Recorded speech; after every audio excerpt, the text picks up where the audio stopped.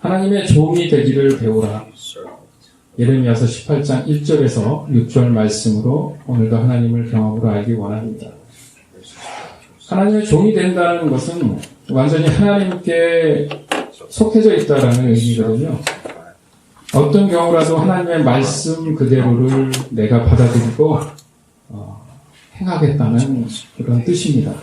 즉 하나님의 종이 되기 위해서는 내 자신이 하나님 앞에 다시 빚어져야 된다는 얘기예요. 그래서 하나님의 손 안에 항상 내가 남아 있어야 된다는 의미입니다. 하나님의 종이 된다는 그 의미를 좀 더 이해하기 위해서 지난주에도 우리가 나눴지만 우리의 길이시며 표본이 되시는 예수님께 그것을 배우는 것이 가장 적절한 방법이에요. 성경 말씀에도 많은 부분 예수님을 하나님의 종으로 말씀을 하십니다. 예수님은 하나님의 종으로서 세상에 오셨잖아요. 그죠? 왜? 하나님의 뜻에 따라서 이 온 인류의 구원의 기회를 주시고자 하셨는데 그 기회가 우리에게 주어졌던 겁니다. 예수님의 그 종 되신 모습에 순종이 없었다면 우리에게도 구원의 기회는 존재하지 않았다는 거죠. 그만큼 종으로서의 순종은 이렇게 중요하다. 이것을 오늘 짧은 시간이지만 종에 대한 개념을 깨닫고 받아들이기를 주님의 이름으로 축원합니다. 빌립보서 2장 5절에서 8절. 예수님처럼 생각하고 행동합시다. 그분은 하나님과 똑같이 높은 분이셨지만 결코 높은 자리에 있기를 원하지 않으셨습니다. 오히려 높은 자리를 버리시고 낮은 곳으로 임하셨습니다. 사람의 모습으로 이 땅에 오시고 종과 같이 겸손한 모습을 취하셨습니다. 이 땅에 계신 동안 스스로 낮은 자가 되시며 하나님께 순종하셨습니다. 예수님은 목숨을 버려 십자가에 달려 돌아가시기까지 하나님의 말씀을 따랐습니다. 아멘. 자, 우리가 알고자 하는 게 그겁니다. 예수님처럼 생각하고 행동합시다. 그리고 예수님은 목숨을 버려 십자가에 달려 돌아가시기까지 하나님의 말씀을 따랐습니다. 이게 핵심입니다. 예수님이 왜 이런 모습을 보여줬을까? 우리의 삶에 실제적으로 어떻게 이것을 적용해 나갈까? 이게 그리스도인들이 가지는 첫 번째 고민이 되어야 된다는 얘기예요. 인간을 죄로부터 구원하시고자 하신 분은 예수님이시기도 하다고 얘기할 수 있지만 가장 근본적인 것은 하나님의 뜻입니다. 그리고 그 일들을 위해서 부르심을 받은 분이 예수님이라고 지금 말씀하시잖아요. 그래서 하늘 보좌를 다 버리시고 이 땅에 인간의 몸으로 오셨다. 뭐 거기까지 좋은데 더 중요한 건 뭐냐 하면 우리를 대속하신 그 형틀에 올라가신 십자가에 올라가신 그 놀라운 순종 때문에 우리가 구원을 얻을 수 있었다. 이건 뭐예요? 만약에 예수님이 그런 순종이 없었다면 종으로서의 모습이 없었다면 우리는 구원받지 못했을 것이다. 이렇게 다시 한번 정리를 할 수 있네요. 여기서 중요한 것이 바로 예수님도 동일하게 우리들로 하여금 종으로서의 삶을 명령하고 계시다는 거예요. 예수님으로서 끝나는 게 아니라 우리에게도 그것을 말씀하고 계신다. 요한복음 20장 21절. 다시 예수님께서는 너희에게 평강이 있을지어다. 아버지께서 나를 보내신 것 같이 나도 너희를 보낸다 라고 말씀하셨습니다. 아멘. 그러니까 어떤 예도 없이, 그렇죠? 표본도 없이 무조건 하라고 하면 근거가 없잖아요. 해야 될 동기부여가 되지 않는데 예수님께서 그것을 실제적으로 보여주셨다는 게 지금 중요한 거예요. 그렇기 때문에 그 말씀에 우리가 따르고 순종할 수 있을 수 있다는 거예요. 왜요? 선물을 구원으로 받았잖아요. 그러니까 무엇을 말씀해도 나는 그것에 대해서 순종할 수 있다라는 겁니다. 결과 또한 우리가 확신하니까 뭐죠? 영생이죠. 이 말씀을 믿음으로 받아들일 수만 있다면 나는 지금 예수님의 종으로서의 삶을 살아가기 시작할 수 있다는 거죠. 그것이 바로 하나님의 종이 되는 것이다. 그렇다면 일반적으로 알고 있는 종이라는 이 말 있지 않습니까? 상식적으로 우리가 일반적으로 아는 주종과의 관계의 그 종. 과연 그 종에 대한 의미를 말씀하시는 것일까? 즉 주인의 뜻을 알고 난 후에 그 뜻을 행하는 사람들. 예를 들어서 주인님 오늘은 내가 뭘 하면 되겠습니까? 그래 오늘은 이것을 해야 되겠다. 반대로 주인이 오늘은 너가 이걸 좀 했으면 좋겠다. 해야 된다. 했을 때 무조건적인 복종을 말하는 걸까? 그러나 성경은 그런 의미하고는 좀 다릅니다. 보면 모양은 좀 같을 수가 있어요. 그래서 뭐가 다른지 잘 모르겠다 할 수도 있습니다.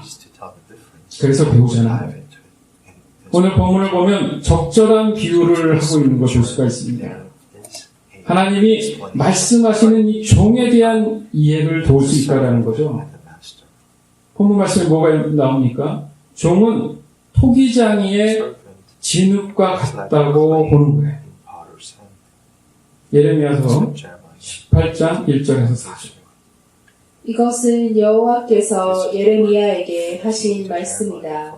너는 일어나 토기장이의 집으로 내려가라. 내가 거기에서 내 말을 내게 주겠다. 그래서 내가 토기장이의 집으로 내려갔더니 토기장이가 질그릇을 만드는 데 쓰는 물레를 돌리며 일을 하고 있었다. 토기장이는 진흙으로 그릇을 빚고 있었는데 그릇이 잘 만들어지지 않으면 그 진흙으로 다른 그릇을 빚었다. 그렇게 그 토기장이는 자기 마음에 드는 그릇을 빚었다. 아멘. 여기서 진흙의 어떤 위치를 보니까 두 가지를 알 수가 있는데 토기장이에 의해서만 빚어질 수 있다는 점하고 토기장이가 그것이 마음에 들지 않으면 다른 모양이나 다른 형태로 만들 수 있다고 나오지 않습니까? 바로 토기장이 손 안에 남아있어야 된다는 점이에요.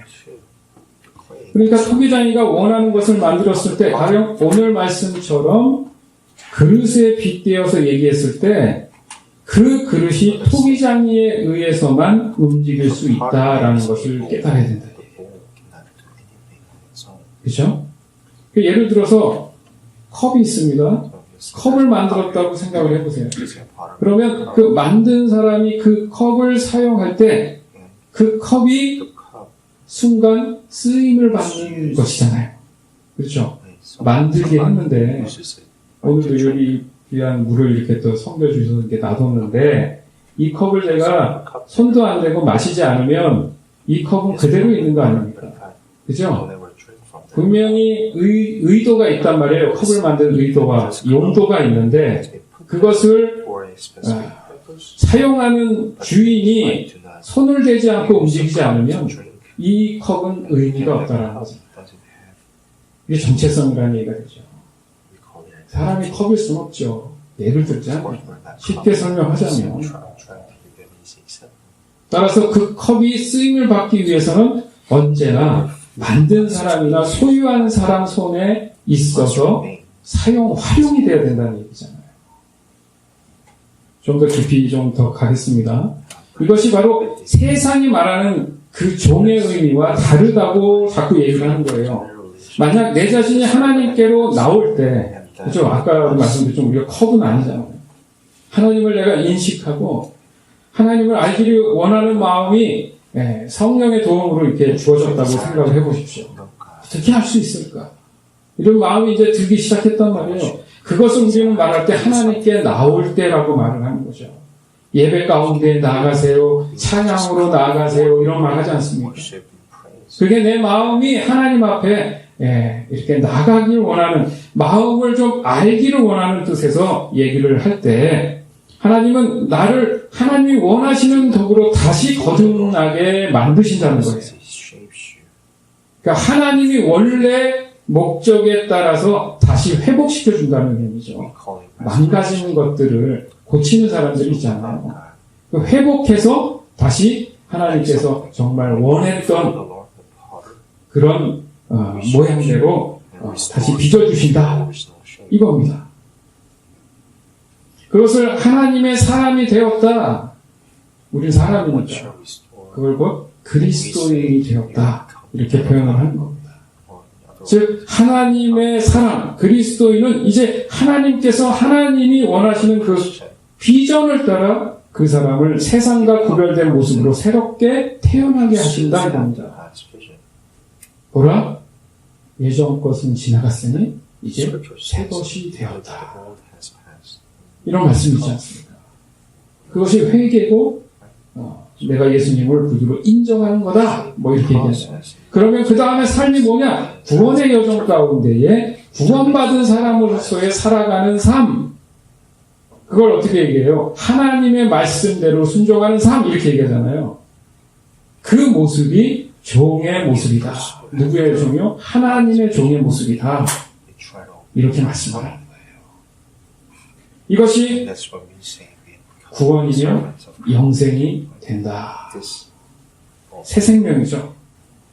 종은 수동적일 수밖에 사실은 없잖아요. 맞죠? 뭐 아까 컵을 얘기했지만 수동적이잖아요. 그러나 가장 안전할 수 있습니다. 전능하신 하나님이 계시면 그 하나님께서 나를 인도하실 때 가장 안전한 곳으로 인도하신다. 우리는 알고 있습니다. 그렇게 본다면 나는 안 움직이고 그 자리에 늘 있는 게 중요하다는 거예요. 내가 시험이 들거나 낙심해서 내 뜻대로 하나님을 벗어나는 게 아니라 언제나 그 자리에 있다라는 그 믿음 때문에 하나님께서 나를 늘 안전한 곳으로 옮겨주신다. 옮겨서 걸어가는 건 나잖아요. 여기서 좀 헷갈리는 거예요. 그것을 어떻게 내가 깨닫고 이해해 갈 것인가?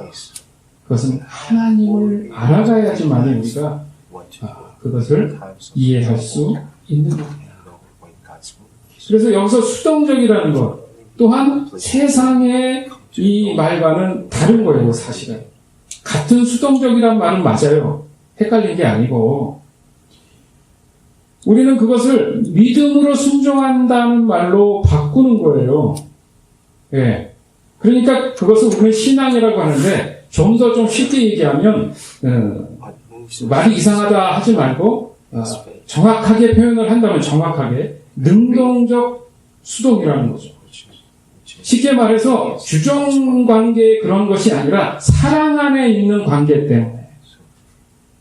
여러분 사랑을 해보셨어요? 하고 있습니까? 또 할 수도 있겠죠. 사랑하는 사람이 능동적이지만 순종적입니다. 이 얘기 뭐예요? 수동성도 있다라는 거죠. 안 그렇습니까? 내가 싫던 좋던 사랑하는 사람이 원하면 난 내가 좋아하는 일이라면 뭐든지 할 수 있어. 뭐 이런 노래가 있지 않습니까? 그건 수동적인 거잖아요. 근데 그걸 수동이라고 얘기하지 않는다는 거죠. 그러니까 세상의 종과는 다른 겁니다.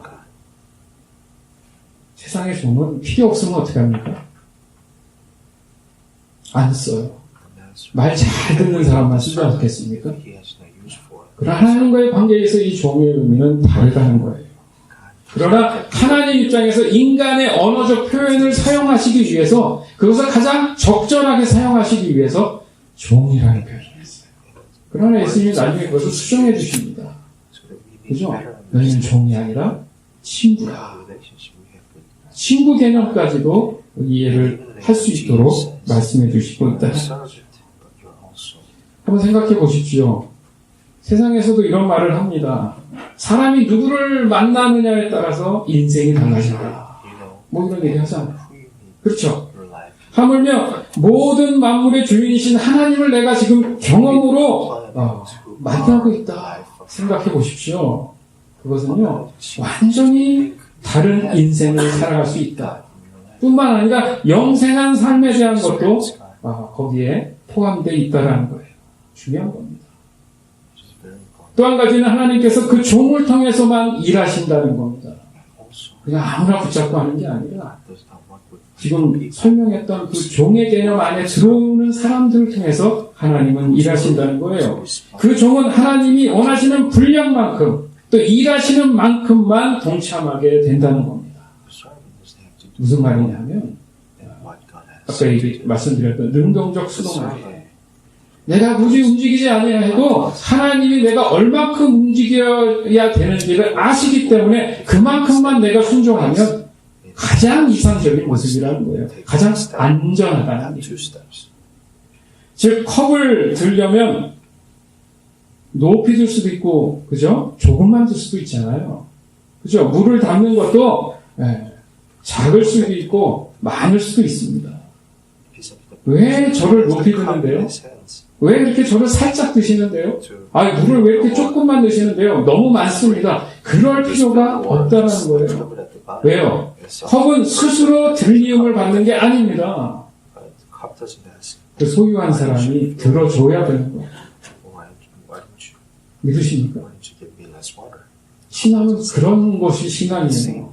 그 안에 내 자유함 안에 하나님을 사랑한다는 전제 때문에 내가 그것을 능동적으로 움직일 수 있게 된다. 꼭 보면 내가 뭔가 행동해서 해야 된다. 왜 지난주가 지지난주 이런 말씀했지 않습니까? 항상 신앙을 보면 내가 운전하고 있다고 착각을 한다는 거죠. 거기 운전하시는 분이 누구라고요? 예수님이에요. 옆에 앉은 사람이 난데 항상 내가 운전해야 되고 예수님은 그것을 방향을 지시해 주는 사람이 자꾸 돼버리니까 내 신앙이 늘 보면 이게 난간에 부딪히거나 넘어지면 힘들어한다. 내가 할 수 있는 일이 아닌데 착각을 일으켜서 자꾸 내가 하려고 하는 그런 마음가짐 때문에 그렇다는 얘기예요. 여기서 사람들은 자신이 누군가의 지배를 받는다는 생각이 쑥 들어오면서 불쾌감을 느껴요. 사람이 그래요. 누구에게 지배를 받는 거 좋아서 하는 뜻이. 그 대상을 하나님까지도 기준을 땡긴단 말이죠. 더 나아가서는 자신이 하나님을 경험한 만큼 하나님이 이런 분이구나 하다 보니까 나도 하나님처럼 할 수 있어 라고 교만이 쑥 들어온다는 거죠. 사단 마귀가 그 교만을 줍니다. 어디서 많이 생각났던 장면 아닙니까? 하와가 뱀한테 미혹받은 똑같은 장면이잖아요. 그 사건 때문에 지금 우리는 이 구원에 대해서 고민하고 있는 겁니다, 사실은. 그 사건만 없었습니다. 예수님을 보십시오. 예수님은 하나님이세요. 믿으십니까? 하나님의 아들이시기도 합니다. 그래서 성부, 성자라고 하잖아요. 하나님이신 아버지, 하나님이신 예수님, 하나님이신 성령님, 이렇게도 얘기를 한단 말입니다. 요한복음 1장 1절 이하에 보면 이 지구의 주인은 예수님이라고 분명히 표현을 하고 있어요. 그러나 예수님은 내 자신을 위해서 아낌없이 종의 모습으로 오셨다. 이건 엄청난 사건인 겁니다, 여러분. 이 감각을 좀 느끼시길 바라요. 하나님이신 분이 종이 뭔지를 보여주시기 위해서 몸소 내려오고 싶다. 엄청난 사건입니다. 감사 이상 뭘 표현할 수 있는 게 있다면 우리는 끊임없이 날마다 숨 쉬는 순간마다 하나님께 감사할 줄 알아요. 여기서 중요한 것이 바로 일은 하나님이 하신다를 깨달아요. 도리어 신앙을 잘못 오해를 하니까 내가 하나님을 종 부리듯 부리고 있잖아요. 하나님 이거 주세요. 저거 주세요. 그러지 않습니까? 하나님이 종이죠. 그래놓고 나는 하나님을 찬양합니다 라는 말을 한단 말이죠. 무슨 아닙니까? 그게 하나님을 인정하는 거예요. 그러고 나서 응답이 없다. 도리어 하나님을 원망하는 그런 일들이 잘못 알고 있기 때문에 벌어지다. 자, 요한복음 5장 19절.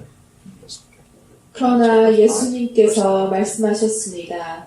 내가 너희에게 진리를 말한다. 아들은 어느 것 하나도 혼자서 할 수 없다. 아들은 다만 아버지께서 하시는 일을 보고서야 그것을 할 수 있을 따름이다. 그것은 아버지께서 무엇을 행하시든지 아들도 행하기 때문이다. 아멘. 요한복음 15장 5절. 나는 포도나무요 너희는 가지다. 사람이 내 안에 있고 내가 그 안에 있으면 그는 열매를 많이 맺는다. 그러나 나를 떠나서는 너희가 아무것도 할 수 없다. 아멘. 자, 이해되시죠? 하나님은 그의 종을 통해서만 일하신다. 종은 하나님이 말씀이 있으실 때만 일한다. 예수님이 그렇게 표현을 하죠. 그런데 우리의 성급함 때문에, 우리의 욕심 때문에 자꾸 하나님을 앞서간 거예요. 그리고 하나님 보고 안 해준다고 징징거리잖아요. 이제 문제를 알겠습니까? 안 되는 게 아니었어요. 우리의 필요를 아시는 하나님께서는 아주 적절한 때에 이를 위한 의미를 주신다. 말씀이 있죠? 그런데 그것을 우리는 기다리지 못하잖아요. 당장 보여달라. 그건 하나님을 나의 종으로 삼는 거 아닙니까? 하나님은 급하지 않습니다. 0.1초 사이에도 역사를 이루시는 분이 하나님인 줄 믿습니다. 그 믿음이 중요한 거예요. 그 믿음 가운데 있을 때 종이 되든 뭐가 되든 무슨 상관이 있겠어요. 나를 가장 안전하게 인도해 주시는 게 중요하고 믿으시기 바라요. 또한 그 종은 하나님이 허락하신 모든 일을 할 수 있다. 와, 종이 되면 하나님께서 허락하신 일들이 있다면 그 이상의 일들도 소화해낼 수 있다. 여기서 또 헷갈린 게 내가 소화해내는 게 아니라는 거예요. 누가 일하신다고요? 100% 하나님이 하시는 겁니다. 그게 세상의 종과 다르다는 거예요. 이것이 가능한 것이 바로 하나님의 종들이 되었다면 반드시 요구되는 단 한 가지 순종밖에. 순수하게 따른다. 순종. 다르세요. 요즘 제자화 훈련하고 있지 않습니까? 리더의 말을 따라줘야 돼요. 순종해줘야 돼요. 훈련을 지금 3년 이상 받은 사람들. 저는 잘해요. 저로부터 훈련 받았습니다. 곧 하나님을 경험하게 도와주는 사람들이라는 얘기예요. 그 사람 개인의 말을 들으라는 게 아니고. 여기서 잊지 말아야 할 것이 바로 그 모든 일의 주체는 누구라고요? 하나님이라는 것을 잊지 않으면 돼요. 모든 일을 가능케 하시는 분이 누구라고요? 하나님이라는 것만 잊지 않으면 돼요. 그것을 내가 붙잡고 말씀을 붙잡는다고 그래요. 그것을 붙잡고 순종하면 결코 그 사람을 하나님께서는 놓지 않는다는 거예요. 놓는 건 누굽니까? 내가 믿음이 적어서 놓는 거지. 하나님은 놓지 않으세요. 내가 하는 것 같아도 나를 통해서 일하시기 때문에 모든 능력은 하나님으로부터 나타나서 나에게 주어지는 것뿐입니다. 거기에 나의 믿음으로 말하고 행동하게 된다는 거예요. 그래서 그 결과가 나타나면 우리는 와 내가 했어. 와 나 땀 흘려서 너무 힘들었지만 해냈어라는 성취를 내 스스로에게 기쁨을 주는 게 아니라 늘 우리는 얘기합니다. 하나님께 감사합니다. 요즘 연예인들은 무슨 그 시상식 있을 때 보면 요즘은 좀 자주 등장하는 사람들 대부분이 하나님께 영광을 돌립니다. 얘기를 좀 예전보다 더 많이 하더라고요. 그 공부에 생각해 봤어요. 연예인들은 앞에서는 참 화려한데 굉장히 외롭구나 저 사람. 그렇지 않겠습니까? 늘 시달리는 게 뭘 것 같아요? 유명세입니다. 인기 떨어지면 덕질이 떨어집니다. 그 마음속에 그 스트레스가 이루 말하지 않습니까? 그래서 저는 너무 감사한 거예요. 아무도 알아주지 않아서 너무 감사해요. 내 마음이 이렇게 자유할 수가 없습니다. 여러분 유명해지는 거 결코 그렇게 좋은 거는 아니에요. 그냥 평범하게 은혜 가운데 사는 거 이게 가장 아름다운 삶인 줄 믿습니다. 아멘? 여러분들이 젊고 이제 막 뭐든지 좀 이렇게 의욕을 갖고 있는 거 그걸 꺾자는 얘기는 아니지만 하나님을 놓지 않으면 하나님께서 여러분을 세워주시잖아요. 겸손하면 사람들로부터 인정받는 거. 그러다 보면 그냥 유명해지겠죠. 믿으십니까? 다 내려놓으시고 하나님이 나의 주관자 되신다. 그걸 따르는 내가 된다 하면 하나님이 여러분들을 높여주실 줄 믿습니다. 그래서 하나님을 경험하는 것이 매우 중요하다는 말을 자꾸 하는 거예요. 내가 가지고 있는 개념들을 곰곰이 생각해보면 상당 부분 세상적인 개념으로 이루어진 것을 우리는 알 수 있어요. 왜요? 거기서 다 배우니까.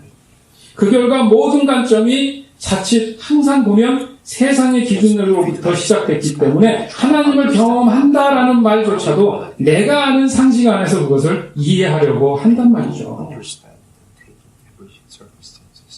지금 여러분 마음 안에 여러 가지 의문들과 질문들이 생겨날 수 있어요. 당연한 겁니다. 그게 사실. 이 또한 하나님께서 여러분을 다시 만드시고자 하는 토기장미와 같은 그런 시간들을 여러분이 보내는 하나님의 은혜입니다. 학생이 질문이 없으면 학생이라고 보기 어렵잖아요. 그렇죠? 공부를 열심히 하는 사람들 질문이 많듯이 질문하는 게 당연해요. 그렇기 때문에 여러분이 보내고 있는 지금 이 시간들을 잘 견뎌내시길 주님의 이름으로 권면합니다. 이겨내셔야 돼요. 밥을 한 수저 뜬다고 배부른 경우는 없어요. 그렇죠? 여러 번 더 먹은 다음에 배부른 거지 한 수저 먹고 배부르다 할 수는 없다라는 거죠. 그래서 오늘 설교 말씀이 하나님의 종이 되는 것을 배우라. 더욱이 하나님의 종이 되는 것을 반드시 배워야 될 이유는 다른 사람이 아닌 내 인생의 문제라는 거예요. 저 사람이 잘 되길 원해. 그렇기 때문에 내가 종이 되어야지. 그게 아니라 내 인생의 문제이기 때문에 그렇다는 거예요. 이것은 단순히 세상에서의 삶만을 얘기하는 게 아니라 근본적으로 우리가 늘 강조하는 영생의 문제이기 때문에 그렇습니다. 좀 더 실례로 구약성경 열왕기상 18장에 보면 엘리야 선지자가 나와요. 거기에 바알 선지자, 즉 우상을 숭배하는 그런 자들과의 어떤 그 싸움이 붙습니다. 요지가 뭐냐면 누가 진짜 신이냐, 누가 살아있는 신을 가지고 있느냐, 이것을 우리가 한번 한판 붙어보자 하고 엘리야하고 붙었어요. 어떻게 보면 엘리야의 그 자신의 인생에 있어서 가장 큰 위기를 맞이한 것일 수 있어요. 왜냐하면 엘리야를 그 대적해서 그 싸움에 서 있는 그 바알 선지자들의 숫자가 만만치 않습니다. 850명이에요. 엘리야 바알 한 사람. 850대 1. 여러분 숫자를 생각해 보십시오. 누가 봐도 분명히 열세예요. 이거는 싸울 수 있는 게임이 아닙니다. 승산이 없다고 사람들은 얘기할 수 있어요. 요즘 베트남 축구가 그렇지 않습니까? 난리잖아요, 난리. 아시안컵 8강까지 올라서 파란을 일으켰습니다. 혹시 아는 그 박항서 감독님의 고향의 어떤 그곳을 관광화 시킨다, 뭐 이런 얘기까지 나올 정도로 참 대단한 분이다 했는데 전 그렇게 믿고 싶어요. 어느 프로에 나왔는데 보니까 그 개인 자기의 스케줄표에 보니까 항상 첫 번째 아침 새벽 시간은 하나님 앞에 기도 예배하더라고요.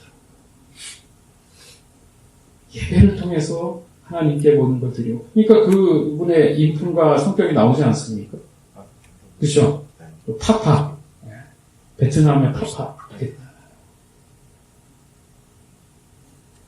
선수들을 품어주고 아주 경기를 깔끔하게 너무 잘해요. 체구가 작아서 그런 열세 가운데 있지만 아시안컵 첫 출전으로 저는 알고 있습니다. 8강까지 왔어요. 반면 대한민국은 8강에서 떨어졌어요. 교만하면 안 돼요. 교만.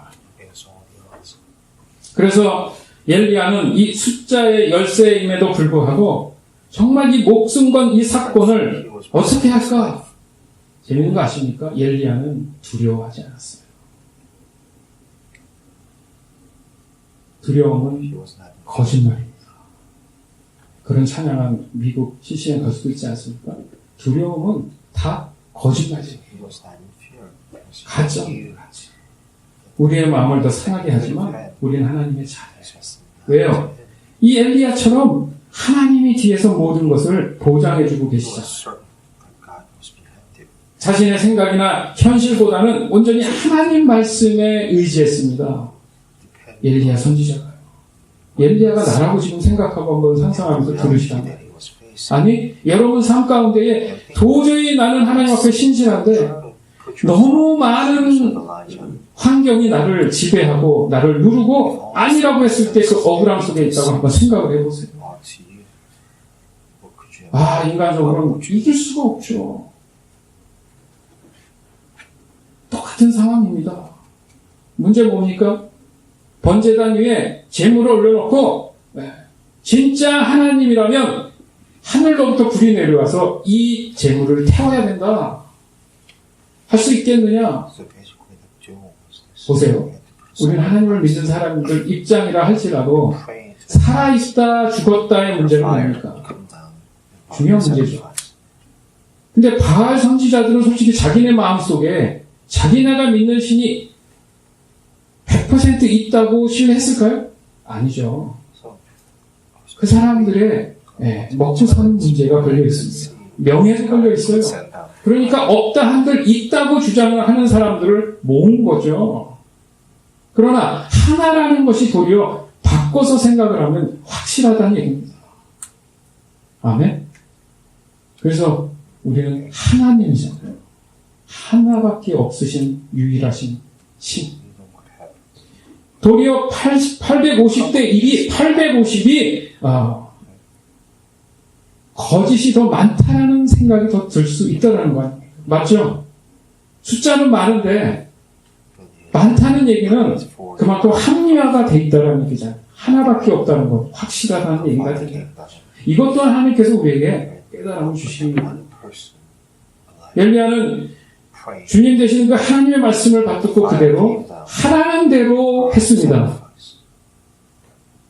그 안에는 이유를 묻거나 반론을 제시하지 않았어요. 왜요? 하나님이 분명히 살아계시다는 걸 누가 확신했기 때문에. 엘리야가 아무 꺼리낌 없이 하나님이 하신다고 했으니까 하신다는 걸 내가 아니까.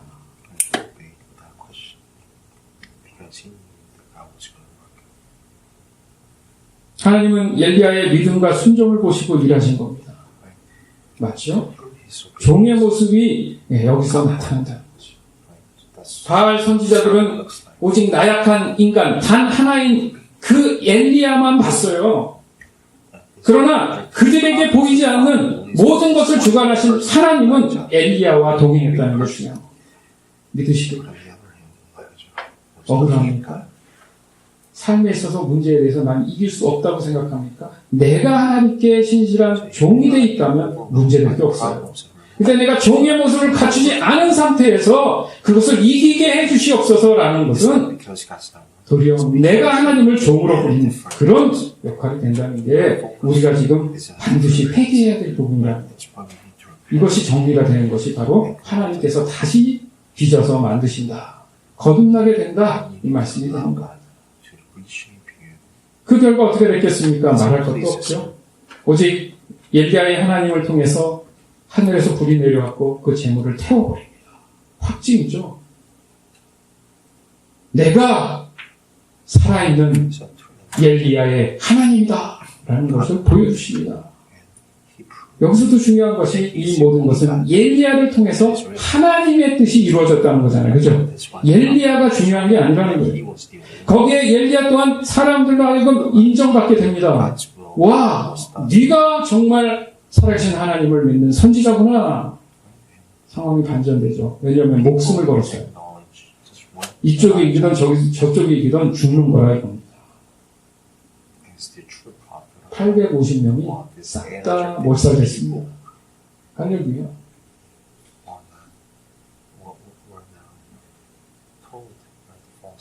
여러분, 이 모든 역사적 사실을 믿음으로 받아들이시길 바라요.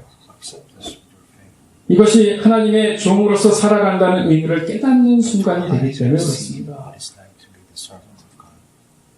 따라서 인간의 한계를 초월해서 개인의 현실을 뛰어넘어야 될 그런 순간들이라면 그것은 내가 아닌 살아계신 하나님께서 일하시겠다라는 뜻이라는 것을 믿으시라는 거예요. 내 믿음과 순종이 반드시 요구가 된다는 겁니다. 우리의 일상은 결과를 가지고 평가를 합니다. 맞죠? 그 결과라는 것이 만족할 만했을 때 얘기하는 거예요. 그 만족이라는 거 여러분 확실한 기준을 아세요? 왜냐하면 그 만족은 늘 지속돼야 문제가 없는 건데 대부분 오래가지 않더라는 거예요. 야, 서울대 의대만 들어가면 되는 거야. 너 그렇게 생각하니? 과연 서울대 의대만 들어가면 모든 게 다 It's okay 될 거 같니? 그렇지 않아. 그때부터 고통의 시작인 거야. 여기서 많이 보던 대사 아닙니까? 요즘 유명한 스카이캐슬이 나오는 얘기.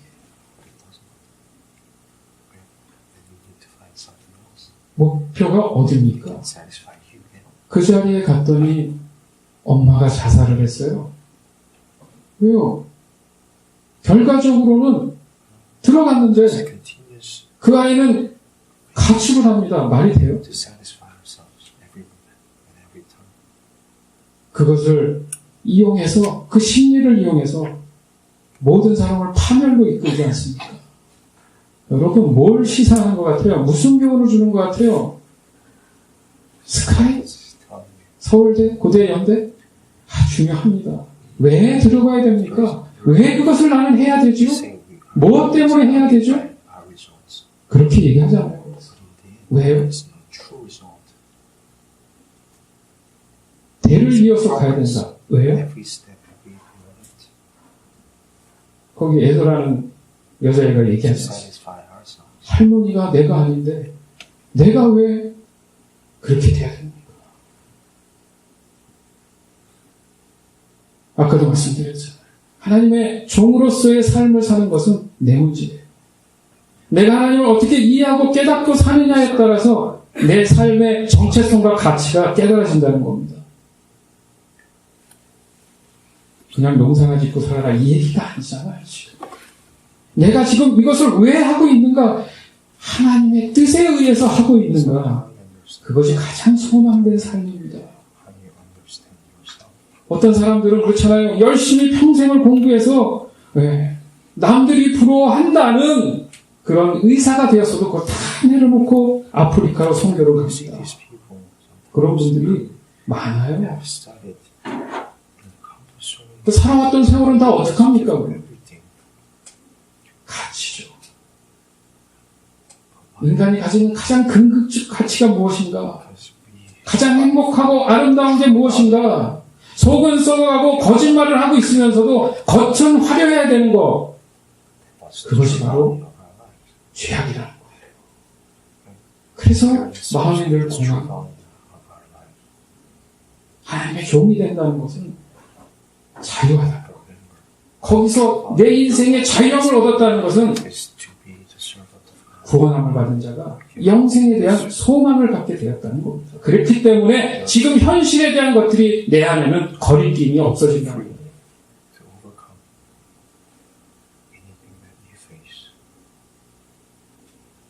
바로 이 점입니다. 하나님이 일하시면 하나님이 전적으로 모든 것을 하시기 때문에 그 만족은 하나님이 기준이라는 거예요. 따라서 그 만족을 위해서 순종한 내 자신은 하나님이 만족하신 것이기 때문에 그 만족에 대한 복으로 내 자신에게도 은혜를 주신다.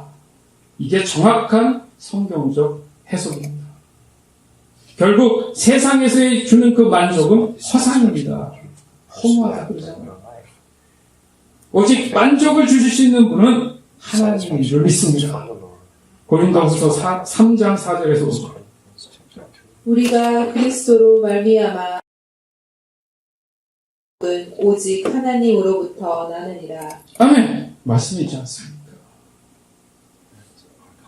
하나 더 볼까요? 전도서 5장 10절에서 14절. 은을 사랑하는 자는 은으로 만족하지 못하고 풍요를 사랑하는 자는 소득으로 만족하지 아니하나니 이것도 헛되도다. 재산이 많아지면 먹는 자들도 많아지나니 그 소유주들은 눈으로 보는 것 외에 무엇이 유익하랴. 노동자는 먹는 것이 많든지 적든지 잠을 달게 자거니와 부자는 그 부요함 때문에 자지 못하느니라. 내가 해 아래에서 큰 배단되는 일이 있는 것을 보았나니 곧 소유주가 재물을 자기에게 해가 되도록 소유하는 것이다. 따라서 지금 우리는 하나님의 종이 되는 것에 대해 배우는 것이 매우 중요하다. 그 결과 내 인생이 바뀔 수 있는 그런 유일한 해법을 찾아갈 수 있기 때문에.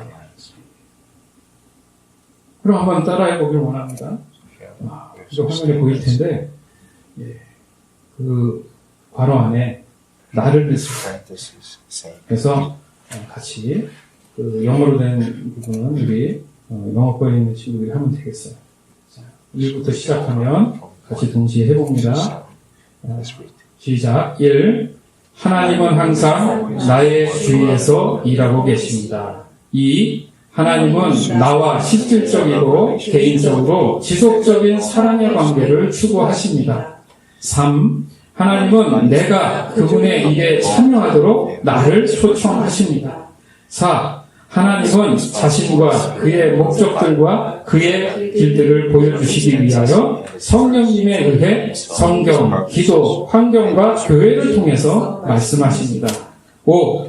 하나님의 부르심은 항상 나를 믿음의 갈등으로 몰아넣고 결단과 그에 따른 행동을 요구하십니다.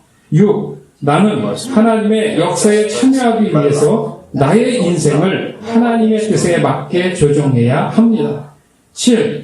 내가 하나님께 순종하고 하나님이 나를 통해서 그분의 일을 성취하게 하셔서 나는 경험으로 하나님을 알게 됩니다.